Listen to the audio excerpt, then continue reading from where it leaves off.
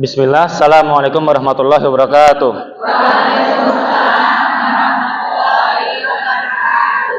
Ya, ini majelis duha sahaja, berarti harus bersahaja, harus berbahagia ya. Ya. Nah, ngomong-ngomong tentang Idul Adha kemarin ya, salah satunya adalah kita berkurban ya. Hewan apa saja yang boleh dikurbankan? Sapi dan kambing. Ada satu yang nggak boleh dikorbankan. Korban hati, ya nggak boleh, ya. Nah, tentunya kemarin kita sudah makan banyak hal ya, yaitu seperti mungkin ada yang buat sop, sop ayam enggak ya, sop kambing ya kan, sop kaki kambing atau mungkin gulai ya, ada sate, ya. Nah, tentunya ya buat kita makin semangat asal jangan sampai darah tinggi, ya, itu jangan sampai kelebihan, ya. Dan insya Allah hari ini kita membahas tentang berkaitan dengan di bulan Idul Adha, yaitu bulan Zulhijjah ya. Nah, tentang amalan dan fadilah tentang di bulan Zulhijjah serta makna keikhlasan tersendiri seperti itu. Ya, bismillahirrahmanirrahim. Alhamdulillahirabbil alamin. Wassalatu wassalam ala sayyidil mursalin wa ala alihi washabihi ajmain, amma ba'd. Ya. Pertama kita bahas tentang ikhlas ya. Wa qala Allah Ta'ala di dalam surat Al-Bayyinah, wa ma umiru illa liya'budullah mukhlishina lahuddin. Mukhlishina lahuddin hunafa wa yuqimus shalah wa yu'tuz zakah wa dzalika dinul qayyimah. Allah berfirman bahwasanya di dalam surat Al-Bayyinah ya. Di situ wa ma umiru illa liya'budullah ya. Allah tidak sekali-sekali menyuruh hambanya ya, memerintahkan hambanya kecuali untuk beribadah. Ya. Agar apa? Dengan cara apa? Mukhlisin. Dengan cara yang ikhlas. Ya. Jadi bukan berarti kita beribadah berharap agar apa? Agar misalkan dilihat orang, oh saya habis tadi ada yang ini jilbab, saya habis beli jilbab baru, kemudian saya sholat misalkan, ibu-ibu sholat. Nah, kemudian apa? Biar kelihatan nih endorse saya hijabnya, gitu kan ya? Atau mungkin sambil dikasih live streaming, sholat duha dulu gitu ya. Nah, itu apa yang masuk yang mukhlis? Ya. Nah, ini dipertanyakan ternyata. Ya. Ternyata yang mukhlis itu apa nanti hasilnya apa? Hunafa, yaitu dia jalannya lurus. Jadi tadi orang-orang yang ikhlas, orang-orang yang mukhlis ya, hasilnya maka hunafa, jalannya lurus. Ya. Nah, kenapa dia lurus? Yuqimus shalah. Mendirikan salat, ya. Kenapa dalam bahasa Al-Qur'an itu salat itu pakai bahasa mendirikan? Ya, mendirikan kayak kita bangun rumah itu ya. Kenapa bahasanya mendirikan, bukan mengerjakan? Ya. Kenapa bukan langsung solu atau mungkin apa? Ya, if'alu as-shalah. Ya, bukan kita diperintahkan untuk mengerjakan sholat, tidak hanya sebatas itu, tapi kita disuruh untuk mendirikan. Artinya apa? Kita membangun dari awal. Saat kita wudhu, saat kita takbiratul ihram, itu ya, itu kita disuruh untuk merasakan betul. Sehingga ketika sholat itu sudah kita kerjakan, sholat itu akan terulang terus. Sehingga apa? Seakan-akan sholat itu akan menjadi seperti tiang yang kokoh berdiri. Nah, itu dia. Jadi makna ya, aqimus sholata wa yuqimus shalah di sini bukan hanya sekadar kita mengerjakan, ya, tapi menjadikan sholat itu sebagai pondasi, sebagai tiang yang menjadi kokoh berdiri, gitu. Ya. Kemudian apa? Nah, sholat itu berarti apa? Hablum minallah, ya. Antara kita dengan Tuhan langsung, kita berkomunikasi, ya. Nah, hablum minannasnya apa? Wa yu'tuz zakah. Ya, di sini akan tadi apa? Mukhlis itu mendapatkan nanti kita jalan yang lurus, hunafa. Caranya gimana? Wa yuqimus shalah, ya. Ada hablum minallah dan wa yu'tuz zakah, hablum minannas. Ya. Kita zakat kita berikan lagi kepada sesama manusia. Ya kan? Enggak mungkin kita zakat kita berikan sama pohon, kan enggak mungkin. Ya, itu sajen namanya. Ya. Nah, kita berikan sama manusia. Ada hablum minannas. Ya. Wa dzalika dinul qayyim. Ya. Nah, itulah agama yang benar, agama yang lurus. Ya. Maka dari itu ikhlas di sini diambil dari kata bahasa Arab. Ya. Jadi banyak kata-kata di bahasa Indonesia itu merupakan serapan-serapan dari bahasa Arab. Ya. Apa aja misalkan? Ikhlas, terus apa lagi? Kira-kira?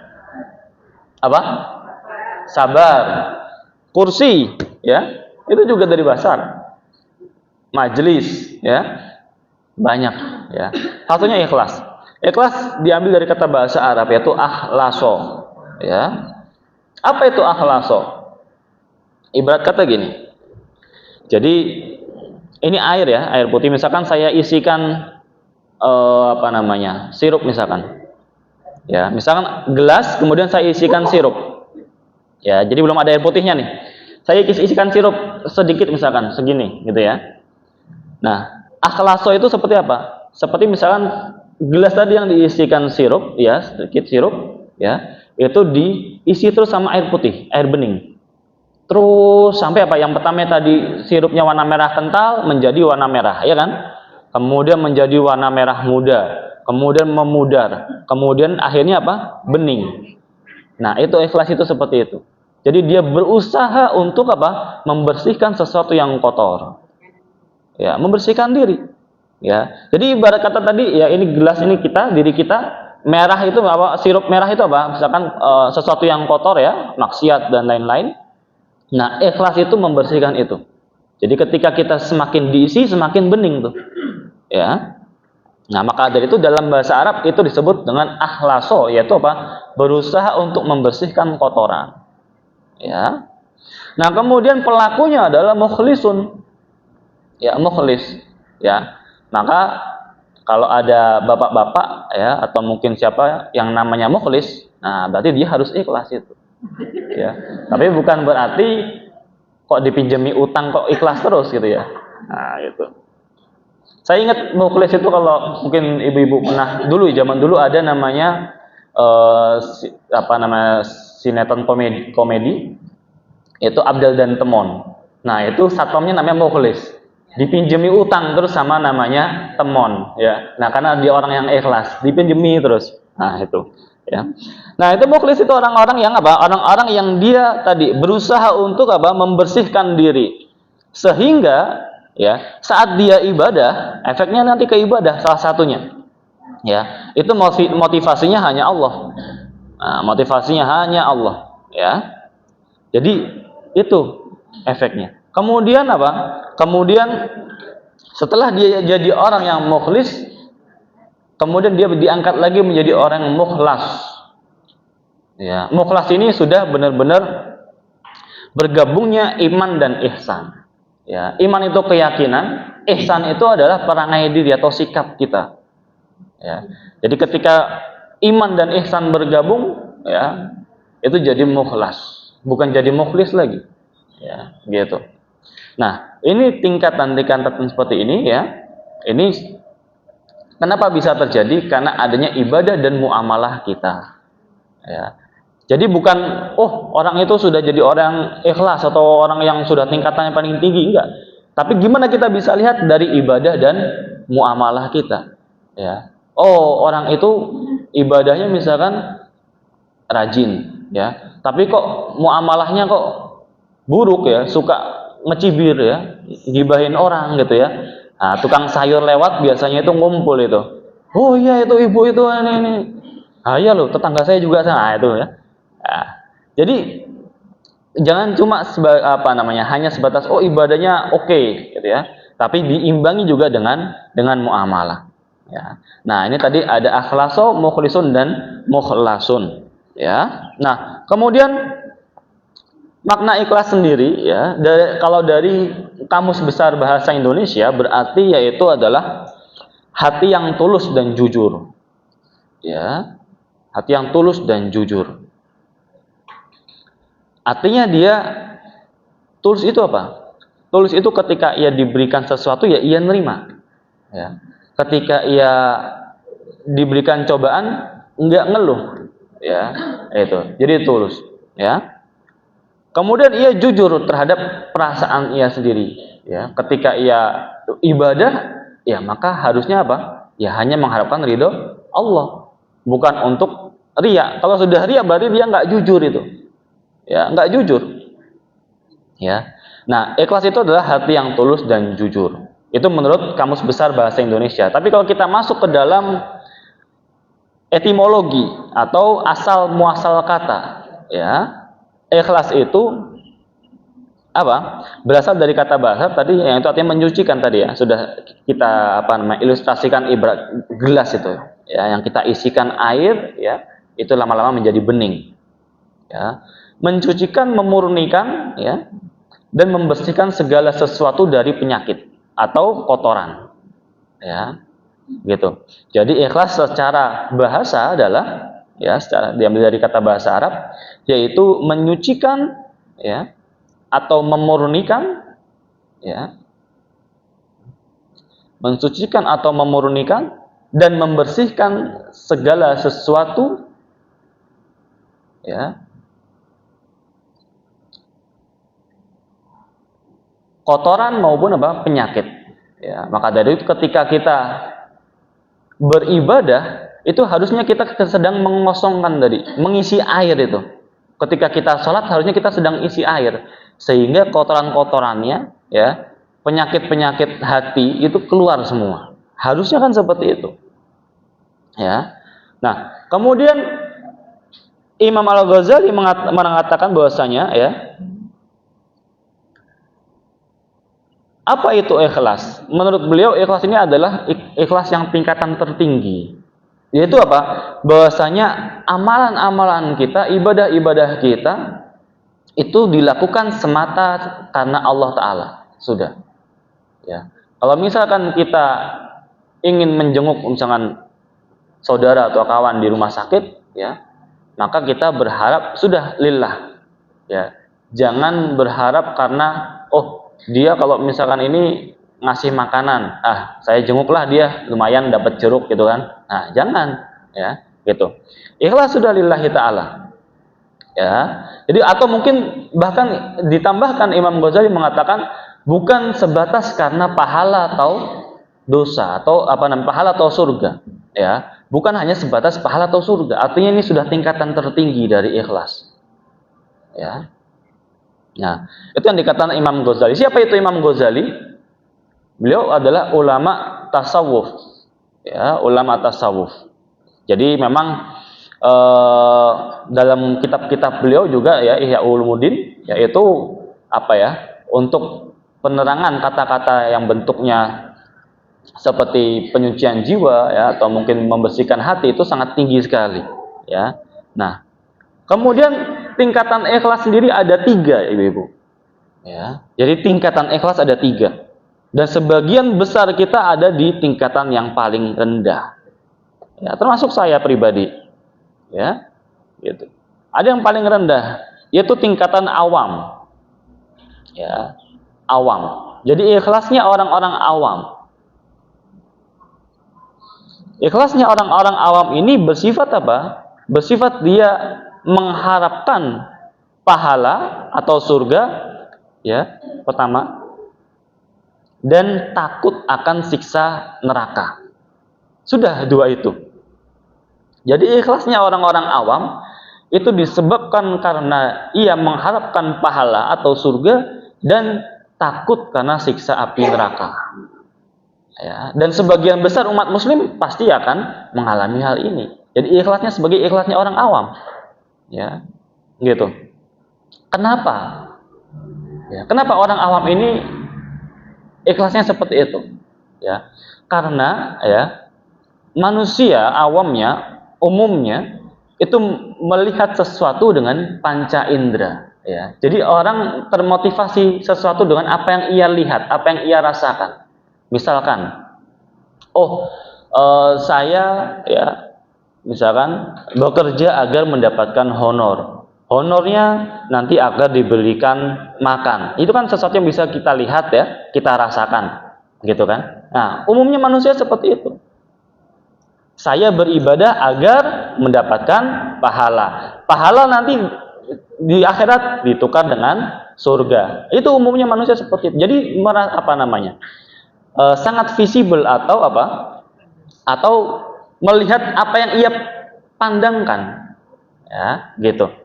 Jadi itu ikhlasnya orang-orang awam.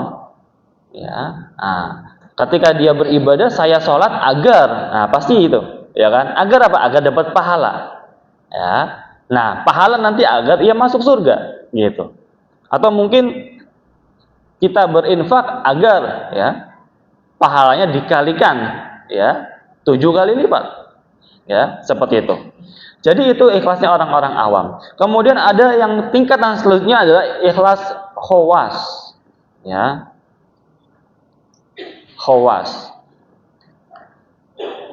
Yaitu ikhlas yang dimana ya kita beribadah ya karena kita pengen dekat sama yang punya kita. Siapa yang punya kita? Allah.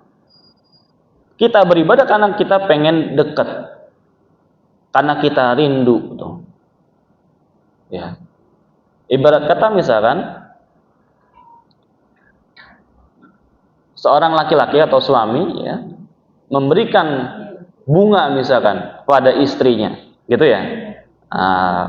Suami memberikan bunga kepada istrinya karena ia cinta tuh, karena ia pengen deket sama istrinya. Mungkin yang sebelumnya marahan jadi biar apa? Biar baikan, gitu ya. Ya, kurang lebih seperti itu. Bukan karena biar dimasakin sate padang, gitu. Jadi dia berikan bunga biar dimasakin sate padang, enggak. Ya. Tapi karena memang dia cinta, gitu ya. Dia sayang, dia pengen deket, ya. Dia pengen mendapatkan ekspresi baik dari istrinya. Nah, itulah tingkatan khawas, gitu. Ya, gitu. Nah, ia ingin mengapa? Ingin mendekatkan diri kepada Tuhannya, pada Allah. Ya, sehingga apa harapan dari dia? Harapan dari dia adalah memperoleh keutamaan dan fadilah Allah. Sudah itu saja. Ya. Jadi harapan dari dia adalah memperoleh keutamaan, ya, dan fadilah Allah. Kalau yang tadi pertama apa? Mengharapkan apa? Pahala, ya, dan dijauhkan dari siksa neraka. Itu sesuatu yang terlihat ya. Kita memiliki gambaran pandangan pada masing-masing pikiran kita. Oh, surga itu seperti ini. Oh, neraka itu seperti ini. Gitu ya.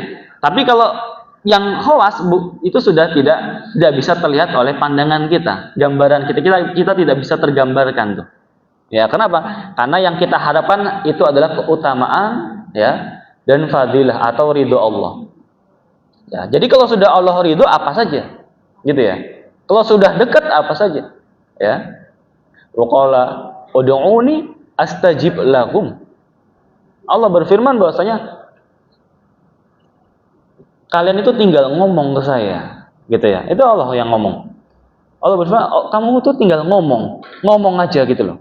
Ya, ngomong, ya. Nanti saya kasih, gitu ya. Gitu. Jadi ibarat kata ini seperti orang tua ke anaknya, ya. Udah kamu ngomong apa, minta apa saya kasih, gitu ya. Kamu mau apa saya berikan, gitu. Wa qala ud'uni fastajib lakum. Ya. Nah, ini tingkatan kedua itu khawas. Tingkatan yang ketiga, ini yang sebagaimana dikatakan Imam Ghazali tadi, yaitu khawasul khawas. Jadi dia sudah tingkatan yang legend, yang paling tinggi. Khawasul khawas. Ya. Itu di mana ya? Khawasul khawas. Khawasul khawas. Ya. Ini tingkatan yang paling tinggi. Ya. Dimana ketika ia beribadah, ketika ia melakukan sesuatu, ya, amal soleh, amal baik, dia tidak mengharapkan apapun. Ya, jadi ini yang membedakan. Dia tidak mengharapkan apapun. Ya, kenapa? Karena ia sadar bahwasanya sepenuhnya dirinya dia ini adalah milik Allah. Gitu. Jadi dia sholat ya udah, dia nggak mengharapkan apapun sudah. Karena dia tahu sholat itu adalah kewajiban dia sebagai seorang hamba. Hamba dalam bahasa Arab itu abdun. Apa itu abdun? Abdun ada dua makna, yaitu hamba dan budak ternyata. Kalau dalam bahasa kasar kita ini ya, kasarannya kita ini budaknya Allah loh. Kalau kita disuruh apa-apa harusnya kita manut, gitu kan ya. Kan budak seperti itu, gitu kan? Nah, dia merasakan itu, sadar bahwa kita ini hamba-nya Allah, abdunnya Allah itu. Ya. Kalau kita disuruh sholat ya sudah, nggak usah nolak, nggak usah ini, ya kan? Ya. Jadi tingkatan tertinggi di mana seseorang beribadah hanya karena Allah semata. Dengan bahwasanya dia sadar, ya, dia adalah seorang hamba, ya. Segala yang ia miliki adalah milik Allah dan tidak mengharapkan imbalan apapun. Entah itu dia beribadah, Allah berikan imbalan, ya, pahala atau mungkin rezeki apa, dia nggak mengharapkan itu. Sudah, ya, itu sudah urusannya Allah, kayak gitu. Jadi yang membedakan apa? Kalau yang 1 dan 2 masih mengharapkan, kita masih ada rasa mengharapkan, ya. Sebagai seorang manusia wajar mengharapkan sesuatu, mengharapkan balasan, imbalan, walaupun memang tidak terucapkan atau tidak tergesturkan. Tapi manusia wajar mengharapkan sesuatu, ya kan? Nah, ini yang nggak wajar, ini yang ketiga, yaitu tidak mengharapkan apapun, ya. Maka dari itu, ya, semoga kita bisa, ya, upgrade diri. Nah, lalu gimana caranya kita bisa ningkatin ke yang paling atas, gitu kan ya? Pertanyaannya, dari yang awam gimana caranya kita tingkatan kedua, yaitu yang khawas. Kemudian dari khawas gimana caranya kita yang paling atas? Ya, yang pertama yaitu adalah istiqomah. Ya. Jadi memang al-imanu yazidu wa yanqus, ya. Iman itu naik turun tuh. Mungkin kadangkala sekarang lagi naik, ya. Kemudian nanti sore mungkin, ya, turun tuh. Gitu kan, karena apa? Karena panas gitu ya, kejebak macet gitu ya. Nah, apalagi yang dari arah timur gitu kan, macet tuh di ring road gitu ya. Nah, turun tuh imannya, marah-marah lah, ngedumel lah, apalah, ya kan? Gitu. Kemudian maghrib naik lagi karena mau maghrib, gitu kan? Nah, mau maghrib, nanti abis isya turun lagi karena ada sinetron, ya kan? Nah, gitu. Jadi naik turun itu wajar, ya kan? Nggak ada masalah, ya. Nggak ada masalah, naik turun nggak ada masalah, ya. Nggak bisa kita imannya itu stabil terus, nggak ada, ya. Naik turun nggak apa-apa, ya. Bahkan Rasulullah pun seperti itu. Tapi turun saat iman Rasulullah turun, ya nggak sama seperti kita, ya kan? Gitu. Ya, kenapa? Apa contohnya? Rasulullah pernah diingatkan oleh Allah, janganlah kamu bermuka masam. Ya, itu berarti apa? Menunjukkan bahwasanya, ya ada di mana mungkin agak down sedikit, gitu ya. Nah, maka dari itu apa yang kita lakukan yaitu istiqomah. Sudah istiqomah saja dulu, ya, istiqomah. Sehingga istiqomah itu nanti melatih kita tuh, melatih kita hal-hal yang baik itu akan melatih kita itu. Ya, istiqomahkan dulu. Kemudian yang kedua adalah, ya, kita bermuhasabah, refleksi. Ya, kita mengevaluasi apa sih yang kurang gitu ya. Kenapa misalkan Allah itu memperlakukan seperti ini? Kenapa gitu? Nah, kita coba bermuhasabah itu ya. Bermuhasabah. Sehingga setelah kita bermuhasabah kita bisa mengupgrade diri kita agar lebih baik. Gitu. Ya. Jadi bukannya setelah bermuhasabah itu kita malah makin down atau makin terpuruk gitu ya, malah makin nggak mau sholat gitu ya. Nah, tapi harusnya apa? Kita setelah bermuhasabah kita upgrade. Sehingga ketika itu dilakukan berulang-ulang ya. Nah, ini diharapkan bisa naik tingkat seperti itu. Ya, jadi bukan seujuk-ujuk, oh, saya harus menjadi orang yang khawasul khawas. Nah, saya jam 3 datang ke masjid, sholat gitu kan ya, biar nggak kelihatan orang, sholat. Ya, kemudian habis sholat zikir, ketiduran, bangun-bangun duha ya kan, jadi nggak sholat subuh. Nah itu, jadi jangan langsung seperti itu, ya, karena orang itu pelan-pelan, slow but sure, gitu ya. Jadi pelan-pelan tapi pasti, gitu. Kata orang Jawa, alon-alon asal kelakon, bukan alon-alon waton kelakon ya. Gitu ya. Jadi apa? Pelan-pelan. Ya, kalau kita mau tahajud, kita istiqomahin dulu apa? Jangan langsung tahajud, ya nggak bangun nanti, gitu ya. Kita istiqomahin dulu sholat subuh tepat waktu, gitu. Kalau sudah sholat subuhnya tepat waktu, kita istiqomahin dulu apa? Sholat subuh ke masjid, mungkin yang bapak-bapak, gitu kan, suaminya mungkin, ya. Nah, istiqomahin dulu, jangan langsung tiba-tiba, oh tahajud saya nggak mau tahu, jam 3 harus bangun. Nah, jam 3 bangun, ya. Bukan yang bangun, bukan dia, ya, tapi tetangganya karena berisik karena alarm, gitu kan. Itu, jadi pelan-pelan. Ya. Nah, itu nanti diistiqomahkan, sehingga nanti muncul apa tadi, ada evaluasi dan upgrade diri, seperti itu. Ya, nah beberapa saya mencontohkan beberapa kisah keikhlasan. Ya, ada dua nabi. Ya, yang ini unik. Jadi ikhlasnya ini beda dari yang lain. Mungkin kalau kita biasanya ikhlas itu adalah ikhlas memberi gitu ya. Jadi pandangan kita, ya sudut pandang kita ikhlas itu adalah ikhlas memberi, ya, bukan ikhlas diutangi gitu ya. Ikhlas memberi, atau mungkin saat kita diterpa cobaan, saat kita lagi down, ya kita nerima legowo gitu ya. Tapi di sini ada unik, yaitu keikhlasan seorang Nabi Yusuf alaihissalam. Yang dimana ikhlasnya di sini adalah apa? Ikhlas karena dia takut saat digoda oleh istri yang lain, atau mungkin apa, wanita yang lain. Ya, bahkan di penjara pun digoda gitu ya, karena saking tampannya beliau. Gitu, ya. Nah, ini adalah salah satu bentuk keikhlasan. Ya, tadi kita sudah bahas tentang air itu ya, gelas yang diisi air. Nah, karena saking beningnya, ya, itu dia nggak mau tercelup oleh noda. Gimana caranya dia sudah bening jangan sampai tercelup oleh noda? Itu juga bentuk keikhlasan ternyata. Menjaga diri, ya, takut kepada Allah itu juga salah satu bentuk keikhlasan.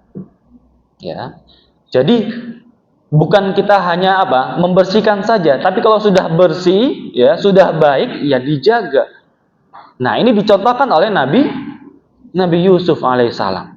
Ya, wa kadzalika linasrifa anhu su'wal fahsya. Innahu min ibadina al-mukhlasin. Ya, tadi mukhlas itu. Berarti tingkatannya Nabi Yusuf sudah apa? Sudah mukhlas tuh. Ya, yang tadi di awal kan? Nah, sudah mukhlas. Innahu min ibadina al-mukhlasin. Ya, dan ini menceritakan tentang Nabi Yusuf dalam surat Yusuf. Ya, jadi menceritakan tentang Nabi Yusuf dalam surat Yusuf. Ya, maka bangga ibu-ibu yang suaminya yang namanya Yusuf, gitu ya, gitu. Ya, wa kadzalika linasrifa anhu su, ya.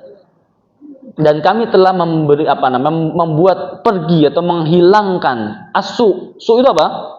Su itu adalah sesuatu yang jelek, ya. Sesuatu kalau tadi yang warna merah atau hitam atau pekat itu, ya, itu su. Ya, jadi ibarat kata su itu seperti kalau kalau perbuatan itu asu itu seperti apa? Seperti mencuri, membunuh itu su, ya. Kemudian apa, bertengkar gitu ya, itu su. Ya, atau sesuatu yang jelek sekali. Nah, wal fahsya. Fahsya ini adalah sesuatu yang apa? Keji. Apa itu keji? Keji itu sesuatu yang menjijikkan gitu ya. Gitu. Sesuatu yang dianggap jadi perbuatan jelek namun menjijikkan. Seperti apa? Seperti berzina gitu ya. Liwat itu apa? Bukan nasi liwat ya, Bu ya. Liwat itu adalah kalau sekarang itu LGBT ya. Nah, gitu. Gay. Ya, liwat. Liwat apa liwat? Gitu. Nasi liwat bukan dari bahasa Arab ya. Nanti dari bahasa Arab berarti nasi yang dibuat orang-orang gay, enggak, ya. Gitu. Nasi liwat ya dari Indonesia gitu ya. Enggak ada di Arab itu nasi liwat. Mana ada mereka daun pisang, ya kan? Enggak ada daun pisang, susah carinya. Ya. Mau pakai daun kurma enggak bisa. Daun kurma kan ini tajam-tajam. Ya. Nah, innahu min ibadinal mukhlasin. Bahwasanya Nabi Yusuf, ya, karena ini menceritakan tentang Nabi Yusuf, itu adalah dari salah satu hambaku. Ya, kayak bapak ke anaknya itu anakku tuh, gitu ya. Salah satu hambaku, al-mukhlasin, ya, yang paling ikhlas, yang derajatnya sudah tinggi ikhlasnya. Kemudian yang kedua saya contohkan di sini ngambil dari Nabi Musa alaihissalam. Kalau tadi karena takut dan menjaga agar tidak tercemar, ya, Nah, ini Nabi Musa alaihi salam. Kenapa? Karena keberaniannya dalam berdakwah. Ya, jadi ikhlas ini bukan hanya sebatas yang tadi kita jelaskan, tapi apa? Juga berani dalam berdakwah itu juga termasuk ikhlas. Ya, dan menyampaikan risalah. Ya, gitu. Wadkur fil kitabi Musa, dan ingatlah ya kitab ya bisa disebut Taurat, yaitu apa? Nabi Musa alaihissalam. Innahu kana mukhlason, ya, wa kana rasulan nabiyya. Ya, kalau Allah menyebutkan nabi-nabi pasti dia Allah berfirman menyebutkan mukhlas. Ya, tapi kalau umat-umat manusia mukhlisin gitu ya. Kenapa? Karena tingkatannya di atasnya. Ya, gitu. Nabi Musa alaihi sudah mukhlas. Dalam apa? Dalam berani dalam berdakwah. Kan Nabi Musa itu digambarkan ya, itu orangnya berani. Ya kan, berani. Mungkin kalau zaman sekarang ya suspek gitu ya, gitu kan. Jadi dia kental gitu ya. Nah, itu. Jadi berani orangnya. Nah, beliau berani dalam berdakwah. Kenapa berani? Karena berhasil menentang Fir'aun yang pada saat itu sangat berkuasa sekali. Seperti itu. Ya. Ini adalah dua contoh keikhlasan ya, yaitu dalam dalam Nabi Yusuf dan Nabi Musa alaihissalam. Ya. Nah, kemudian kita membahas tentang ikhlas sebagai makna tauhid. Ya, jadi ini masuk dalam keyakinan. Ya, tadi kita tidak hanya sebatas perbuatan, tapi ikhlas di sini juga masuk dalam ranah keyakinan. Ya, al-khulusu minasyirki, atau apa? Bersih, suci, murni dari sesuatu yang syirik. Ya, gitu. Jadi ikhlas di sini juga dimaknakan dalam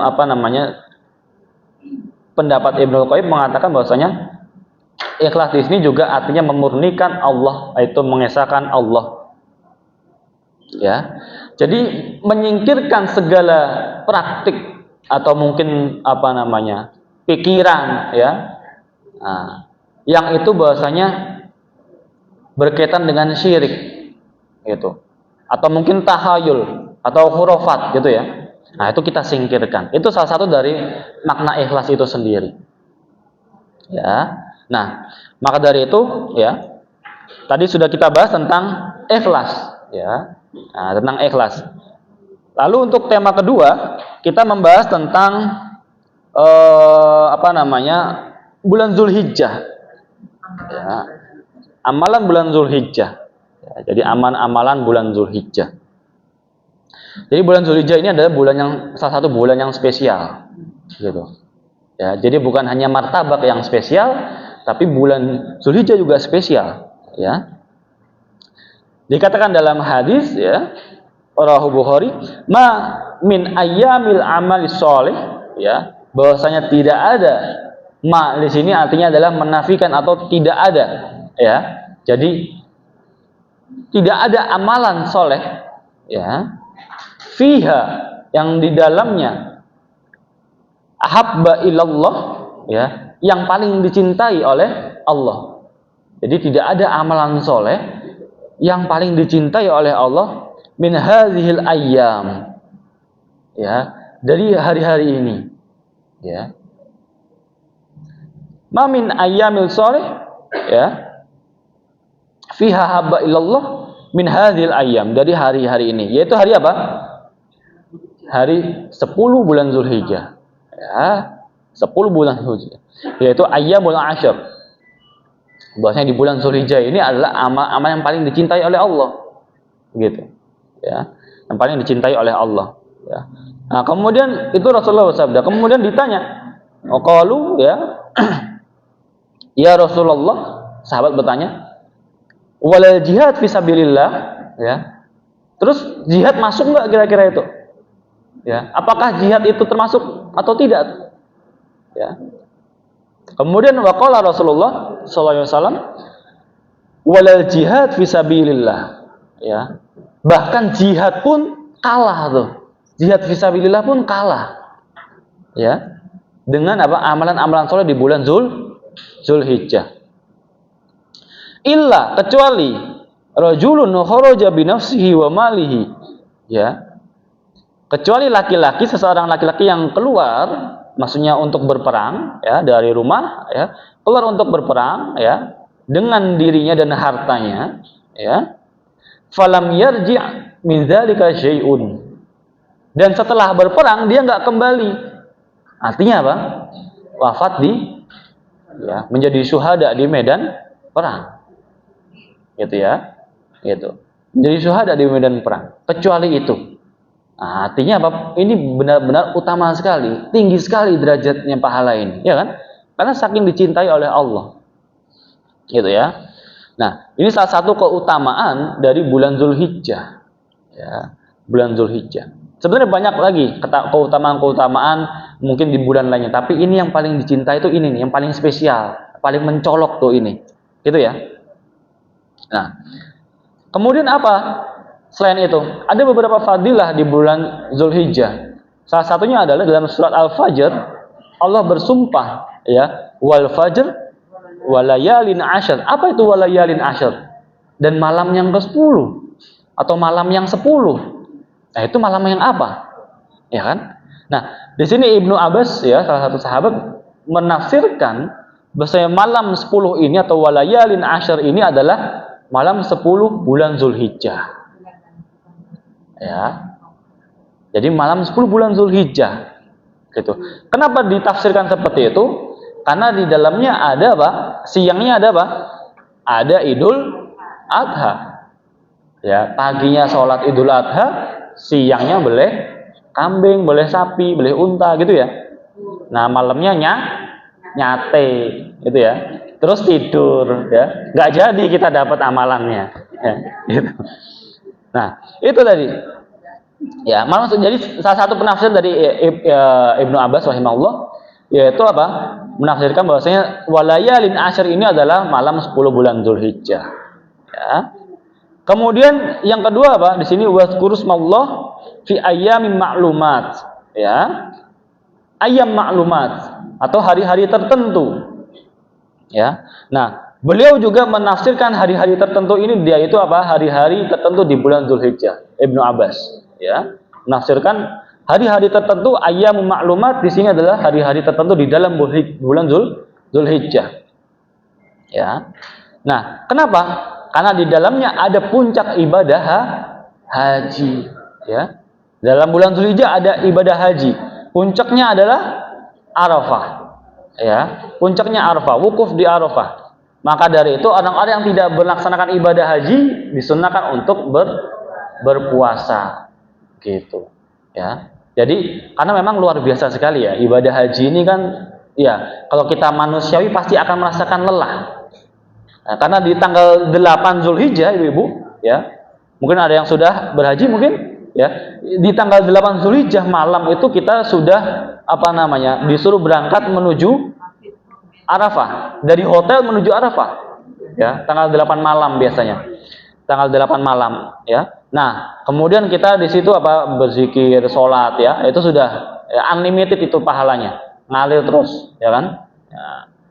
Kemudian nanti di tanggal 9, masuk tanggal 9, ya, siangnya itu apa?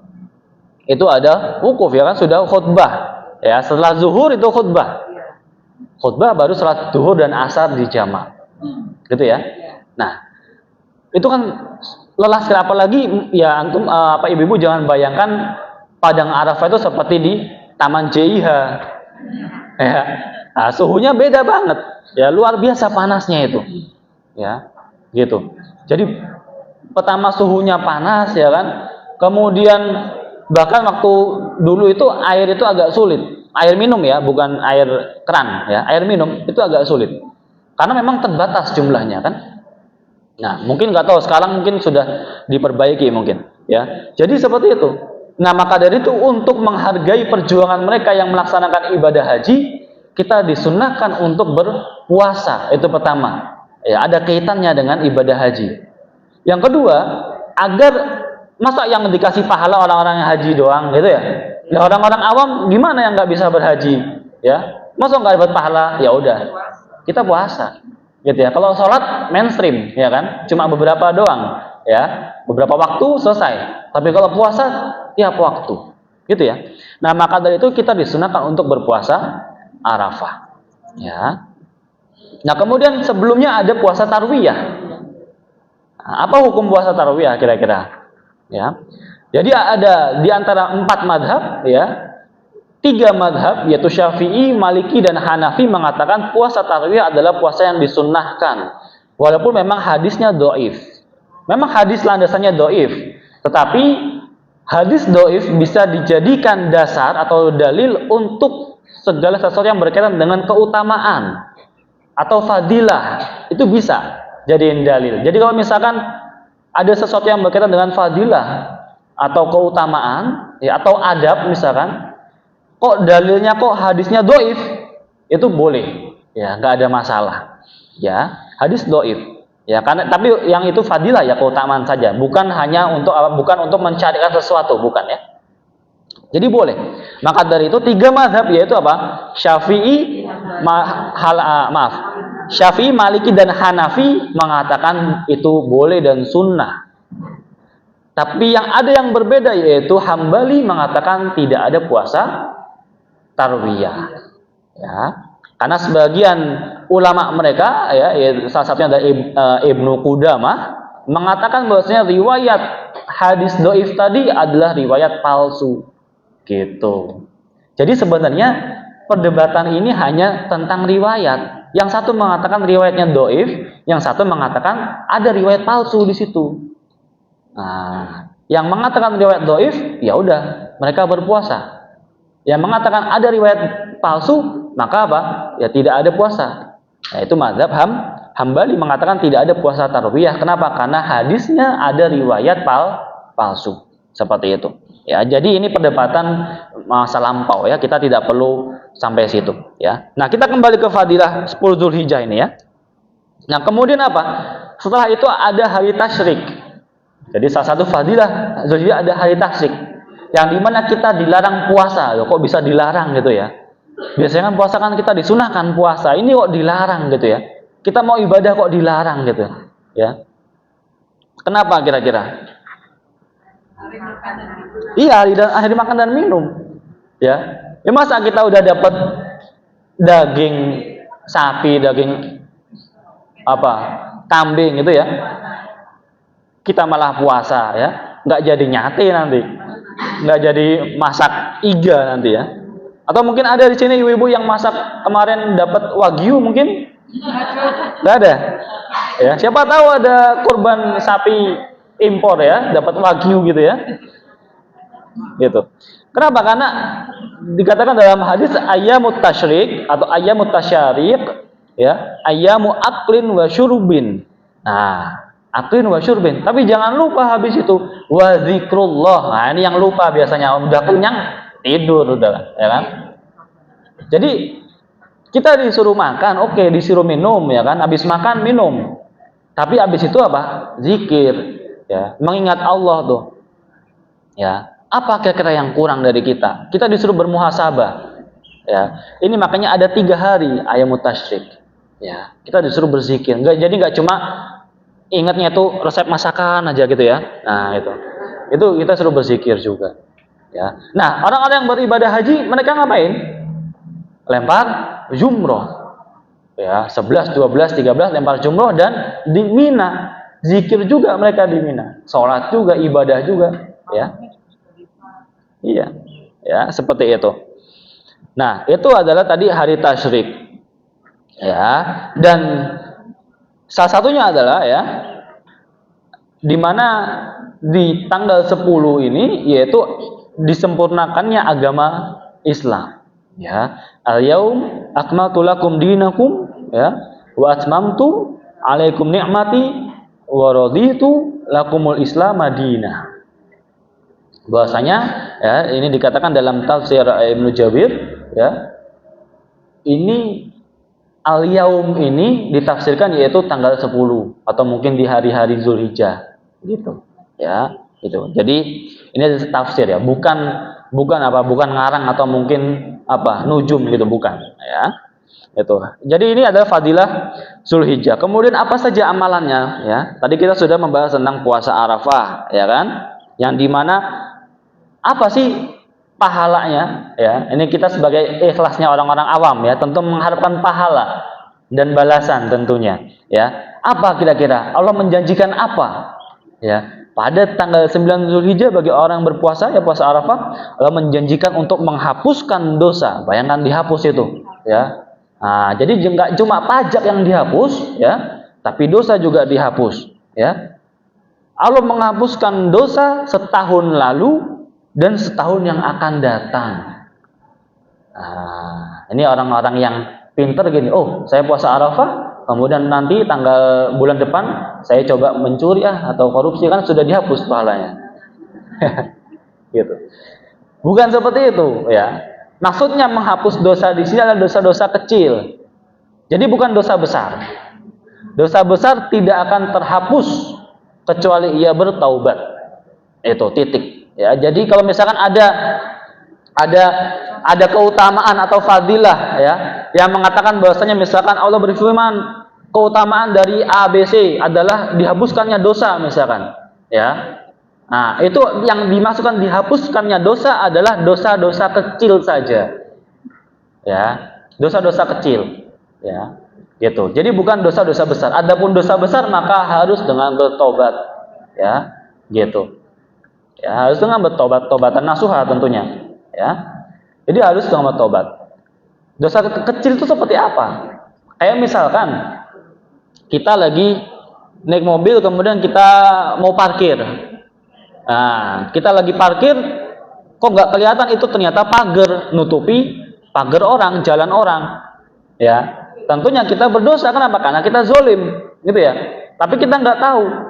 Nah, itu termasuk dosa kecil, ya. Atau mungkin, ya, apalagi kira-kira banyak dosa kecil ya. Intinya dosa-dosa, semua dosa, perbuatan dosa yang itu tidak termaktub dalam Al-Quran maupun hadis, ya. Seperti yang termaktub apa? Zina, ya, mencuri, ya. Nah, korupsi ini juga mencuri ya. Jadi jangan bedakan. Oh, korupsi dia bukan mencuri, enggak, sama mencuri dia. Ya, kalau dalam syariat sama dia mencuri. Ya, gitu ya. Kemudian apa lagi? Ya ada tadi LGBT itu termasuk, ya, gitu. Jadi itu tadi ya menghapus dosa-dosa kecil. Kemudian setelah itu apalagi amalannya itu berzikir tentunya, ya. Jadi memang Allah itu maha baik karena kita itu sering lupa, ya.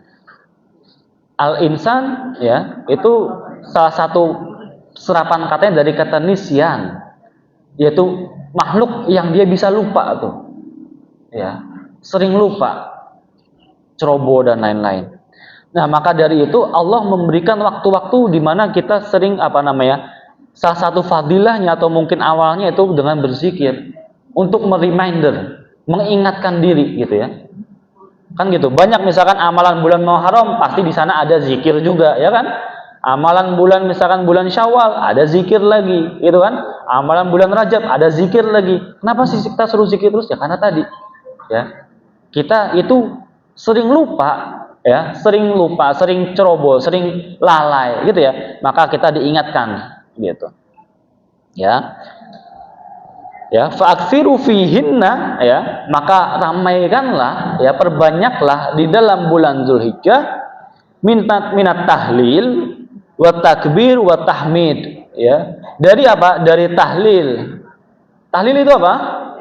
La ilaha illallah, ya, wa takbir wa tahmid, ya, mengucapkan la ilaha illallah, Allahu akbar, walillahil hamd atau alhamdulillah, ya, yaitu hadis riwayat Ahmad, ya. Nah, selain berzikir juga disunahkan untuk melaksanakan sholat sunnah tentunya, karena sholat ya secara esensi artinya adalah juga zikrullah, as-sholatu zikrullah, ya, secara esensi adalah zikrullah, yaitu mengingat Allah, ya, seperti itu.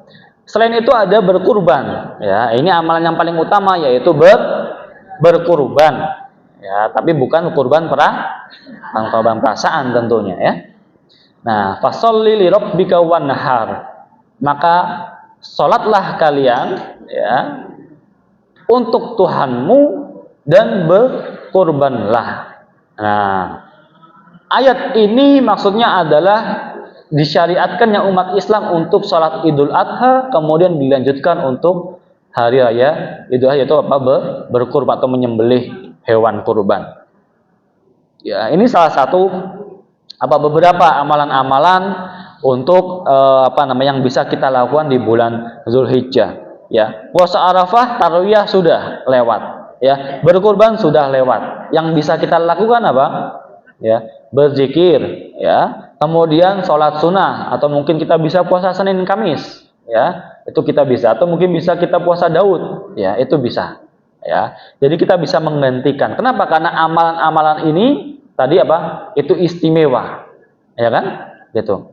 Berarti tidak ada amalan apapun ya yang dicintai oleh Allah selain amalan di bulan Zulhijjah. Bahkan tadi jihad aja mengalahkan ini ya. Ya. Ini mengalahkan jihad, bayangkan. Pahalanya besar sekali tentunya. Ya.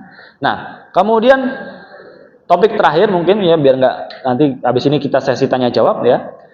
Mana yang lebih utama ini? Mungkin ada sedikit terbenak ya. 10 hari terakhir di bulan Ramadan atau 10 Zulhijjah? Gitu. Mana yang lebih utama kira-kira? Zulhijjah atau Ramadan? Ya. Nah, ini kita bahas ya. Dalam kitab Majmu' al-Fatawa karya Imam Ibn Taimiyah rahimahullah mengatakan bahwasanya kalau siang hari itu lebih utama di bulan Zulhijjah. Karena di dalamnya kita bisa berpuasa, kita bisa berkurban, kita bisa sholat Idul Adha dan khutbahnya. Kemudian kita bisa habis sholat Idul Adha kita bisa bersilaturahmi, iya kan? Ke tetangga gitu ya. Atau mungkin video call orang tua, anak, cucu gitu ya. Kita bisa bersilaturahmi, ya. Nah, sedangkan untuk malamnya maka lebih utama di 10 hari bulan Ramadan. Kenapa? Karena Rasulullah menghidupkan 10 hari bulan Ramadan. Itu ya, 10 hari terakhir bulan Ramadan. Yang pertama.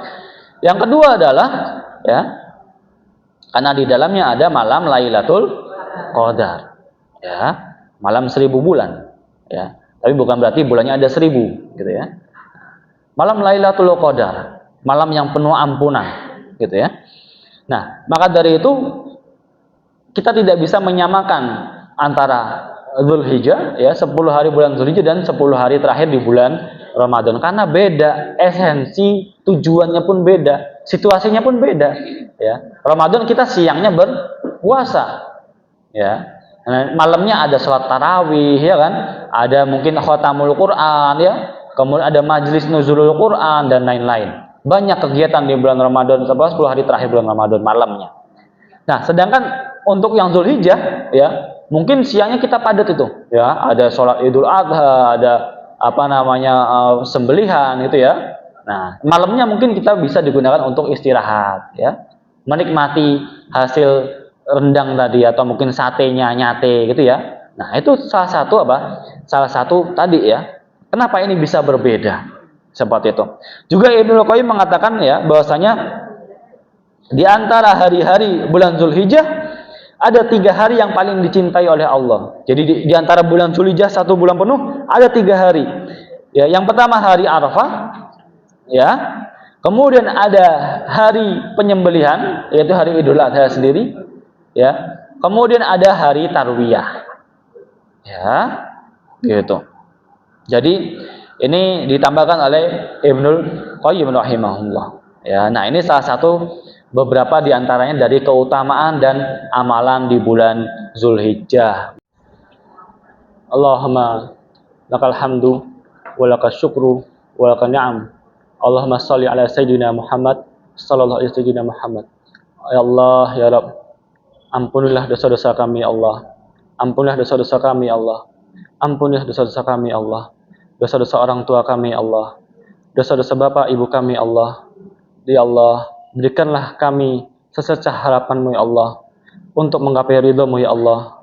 Ya Allah, berikanlah kami kekuatan dan ketabahan dalam menjalani hidup dengan penuh keistiqomahan ya Allah.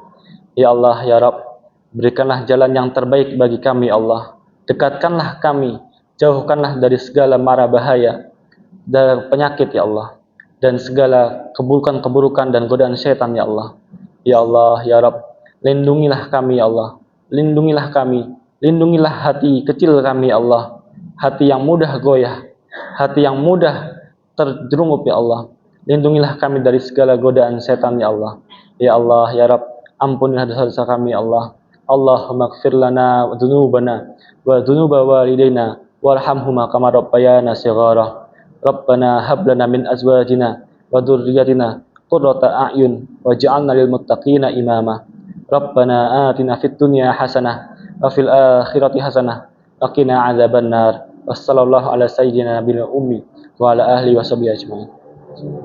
Al-Fatihah. Oke, mungkin kita cukupkan sekian ya. Kafaratul majlis. Subhanakallahumma wa bihamdika asyhadu an la ilaha illa anta wal afu minna wassawabu minallah. Syukran sallallahu alaihi wasallam Muhammad. Syukran. Assalamualaikum warahmatullahi wabarakatuh.